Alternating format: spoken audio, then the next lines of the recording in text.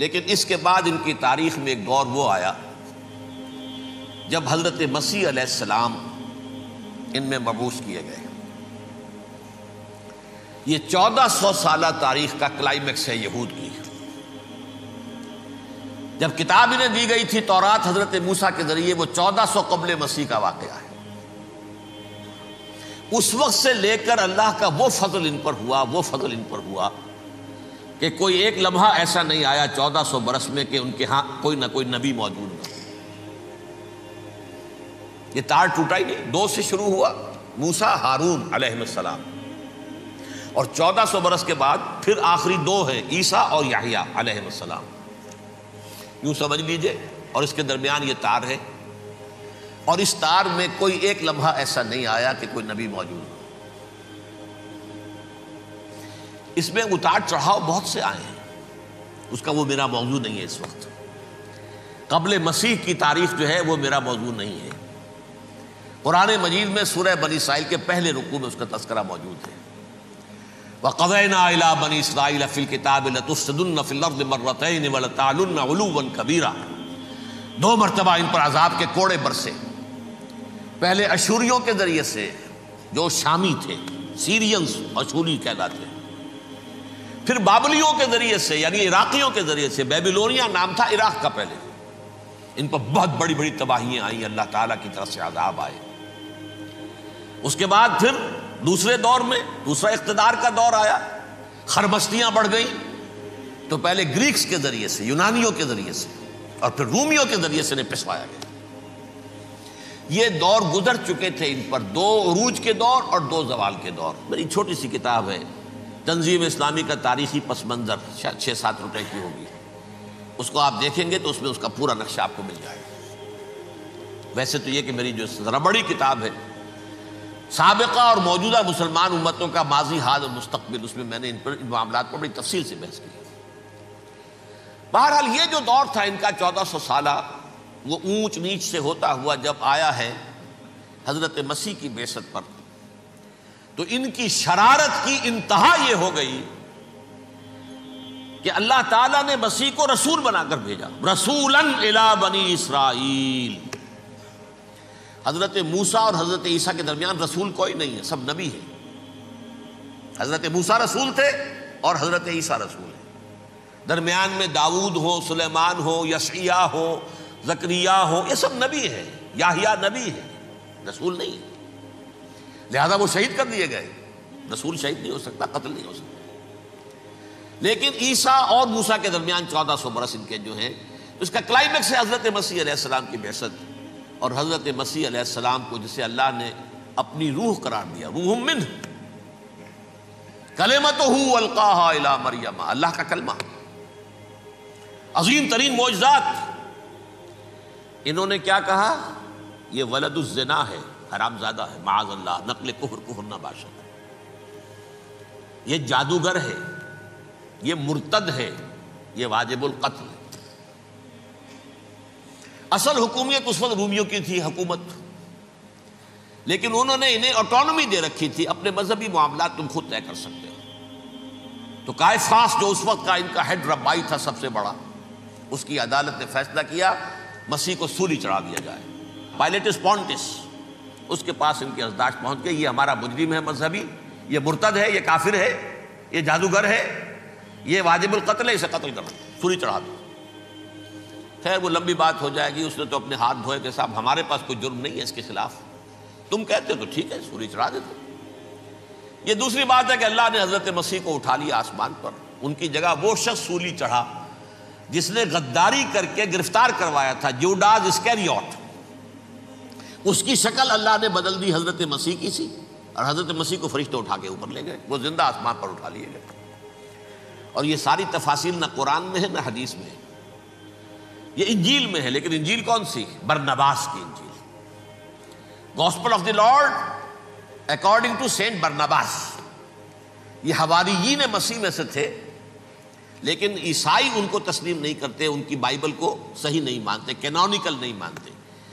100 انجیلیں تھیں، 104 تھیں، جن میں سے 4 چنی ہیں انہوں نے، یہ متی اور جان اور مرقس مارکس، یہ ہے تو یہ 4 انجیلیں ہیں، انہوں نے تسلیم کی ہے کہ یہ کینونیکلز ہیں، یہ تو ہیں حقیقی، باقی جو ہیں 100 اس کو وہ تسلیم نہیں کرتے۔ ان میں سے ایک ہے یہ برنباس، اس میں یہ تفصیل ہے کہ اللہ تعالیٰ نے اس شخص کی، جیوڈاس کی، جیوڈاس اس کو انگریزی میں کہتے ہیں، اس کی شکل بدل دی حضرت مسیح کی سی، وہ گرفتار ہوا، وہ سولی چڑھا۔ وہ غدار تھا، غداری کی سزا اسے ملنی تھی، وہ مل گئی۔ حضرت مسیح کو فرشتے 4 اٹھ رہے ہیں، جس کوٹھڑی میں حضرت مسیح مقیم تھے، ایک باغ کے اندر وہ کوش تھے، اس کی چھت پھٹی ہے، 4 فرشتے آئے ہیں، حضرت مسیح کو اٹھا کر لے گئے ہیں، چھت برابر ہو گئی ہے، اس کے بعد وہ شخص پکڑا گیا۔ بہرحال حضرت مسیح کو اللہ نے اٹھا لیا آسمان۔ لیکن وہ دن ہے کہ اس قوم کو اب مغضوب علیہم قرار دے دیا گیا۔ نوٹ کر لیجئے، اصل میں تو ہونا یہ چاہیے تھا کہ رسول کی جان کے در پہ جب کوئی امت ہو جاتی تھی تو اللہ کا قاعدہ یہ تھا کہ اس امت کو نسیہ منسیہ کر دیا جائے۔ حضرت نوح کی قوم کو ختم کیا یا نہیں؟ حضرت ہود کی نگاہوں کے سامنے قوم عاد برباد کی گئی یا نہیں؟ حضرت صالح کی نگاہوں کے سامنے قوم سمود برباد ہوئی؟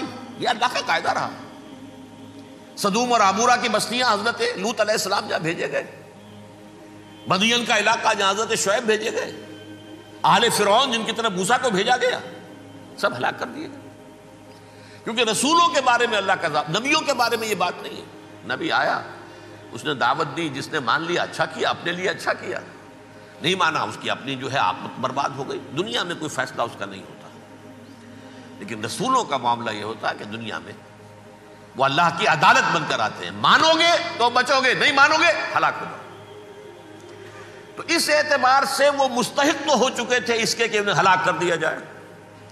اب اللہ کی کوئی خصوصی مشیت ہے، اس میں کیا حکمت ہے؟ وہ ہے ایک حکمت، میں بعد میں اگر وقت ہوا تو بتاؤں گا۔ فیصلہ یہ کیا اللہ نے کہ حضرت مسیح کو تو اٹھا لیا زندہ، اور ان کی رسی ابھی مزید دراز کر دی کہ ان کو ابھی مہلت دے دی کہ تمہیں آخری استیصال، جس کو عذاب اکبر کہتا ہے قرآن، سورہ سجدہ جو حضور ہر جمعے کی پہلی رکعت میں فجر میں پڑھتے تھے، وَلَنُذِيقَنَّهُم مِّنَ الْعَذَابِ الْأَدْنَىٰ دُونَ الْعَذَابِ الْأَكْبَرِ لَعَلَّهُمْ يَرْجِعُونَ۔ چھوٹے چھوٹے عذاب اور ایک بڑا عذاب، جبکہ قوم بالکل برباد، نسیم منسیہ، کأن لم یغنوا فیہا، ایسے ہو جائیں جیسے کوئی تھے ہی نہیں آبادیاں، لا یرا الا مساکنہم، اب ان کے مسکن نظر آتے ہیں، مکین نظر نہیں آتے۔ یہ عذاب اکبر جو ہے وہ ان پر نہیں آیا، حالانکہ وہ مستحق ہو گئے تھے اسی وقت۔ اس کو یوں سمجھیے کہ کسی شخص کو پھانسی کا حکم تو ہو جائے، ایگزیکیوشن نہیں ہوتا ہے، کئی سال گزر جاتے ہیں پڑے ہوئے، اور معاملات جو ہیں وہ چلتے رہتے ہیں۔ یہ معاملہ ہوا اس کے ساتھ، ورنہ یہ مستحق ہو چکے تھے آخری بربادی تباہی کے، عذاب استیصال، جڑ سے کاٹ دینے والا عذاب۔ وہ آ سکتا تھا ان پر اسی وقت، لیکن اللہ نے ان کی مہلت دراز کی ہے۔ لیکن اس کے بعد اللہ نے ان کو ایک اور موقع دیا۔ 600 برس بعد حضرت مسیح کے محمد الرسول اللہ صلی اللہ علیہ وسلم کی بعثت ہوئی، اور یہ میں سمجھتا ہوں کہ اس قوم پر اللہ کا اتنا بڑا فضل تھا، اتنا بڑا فضل تھا، اتنا بڑا فضل تھا۔ اب پھر ایک موقع دیا، عسیٰ ربکم ان یرحمکم وان عدتم عدنا۔ دیکھو اب بھی تمہیں ہم ایک موقع دے رہے ہیں، تمہارا رب تمہارے اوپر اب بھی فضل کرنے کو تیار ہے، رحم فرمانے کو تیار ہے۔ ان ھذا القرآن یہدی للتی ہی اقوم، اس قرآن کے سائے میں آ جاؤ، یہ شاہدرا ہے ہدایت میں آنے کا، اس میں داخل ہو جاؤ، محمد کی تصدیق کرو صلی اللہ علیہ وسلم، دامن محمدی میں آ جاؤ، اب بھی ہم تمہارے گناہ بخش دیں۔ لیکن نہیں، اس قوم نے حضرت محمد صلی اللہ علیہ وسلم کی دشمنی کی کمر کس لی، اور اب یوں سمجھیے اس تاریخ سے لے کر آج تک یہ گٹھ جوڑ ہے۔ ظاہر بات ہے کہ ابلیس کا بھی اصل دشمن اب کون ہے، یا ہدف کون ہے، ٹارگٹ کون ہے؟ جنہوں نے محمد کو نہیں مانا صلی اللہ، وہ تو ہے ہی جہنمی، ان پر کوئی اور محنت کرنے کی ضرورت کیا ہے؟ سمجھ گئے میری بات؟ حضور کی بعثت کے بعد جنہیں حضور کو رد کر دیا، ان پر ایمان نہیں لائے، وہ کون ہے؟ کافر، وہ جہنمی ہے ہی ہے۔ لہذا اس کے اوپر کوئی محنت صرف کرنے کی ابلیس کو ضرورت نہیں ہے۔ اس کا اصل ٹارگٹ امت محمد ہے صلی اللہ علیہ وسلم۔ وہ ساری نوع انسانی کی دشمنی اب آ کر مرکوز ہو گئی ہے امت محمد صلی اللہ علیہ وسلم کی دشمنی پر۔ اور اسی طرح یہود کا معاملہ، اگرچہ ویسے پوری نوع انسانی کے دشمن ہیں، انہیں حیوان سمجھتے، ان کی جان مال اپنے لیے مباح سمجھتے ہیں، جس طرح چاہیں لوٹے کھسوٹے کھائیں پیے انہیں، لیکن اب ان کی بھی دشمنی کا سب سے بڑا مرکز امت محمد۔ کیوں؟ وہی تکبر اور حسد، وہی بیماریاں۔ انہیں تکبر یہ ہو گیا تھا کہ 2000 سال سے یہ نبوت ہماری میراث، ہماری جاگیر، بنو اسرائیل کے اندر سینکڑوں نبی آئے، 3 کتابیں اللہ نے ہمیں عطا کی، یہ کہاں سے آ گیا محمد صلی اللہ علیہ وسلم؟ معاذ اللہ ثم معاذ اللہ، یہ امیین میں سے، یہ جنٹائلز میں سے، یہ گوئنز میں سے، یہ حقیر ان پڑھ، کہاں ہم کہاں یہ نہیں تسلیم کریں گے۔ حالانکہ قرآن کہتا ہے یعرفونہ کما یعرفون ابناہم، ان کے علماء ایسے پہچانتے تھے حضور کو جیسے اپنے بیٹوں کو پہچانتے ہیں کہ یہ آخری نبی ہے، لیکن تکبر اور حسد کی آگ میں جل اٹھے۔ اب ان کے بھی دشمنی کس سے ہے؟ محمد اور امت محمد صلی اللہ علیہ وسلم، یہ گٹھ جوڑ ہے۔ اب دیکھیے، یہ ہے میری گفتگو کا اب تک کی گفتگو کا حاصل، یہ گٹھ جوڑ، ایک غیر مرئی دنیا، انویزیبل دنیا کا ابلیس لعین اور جنات میں سے اس کے لشکری فوج،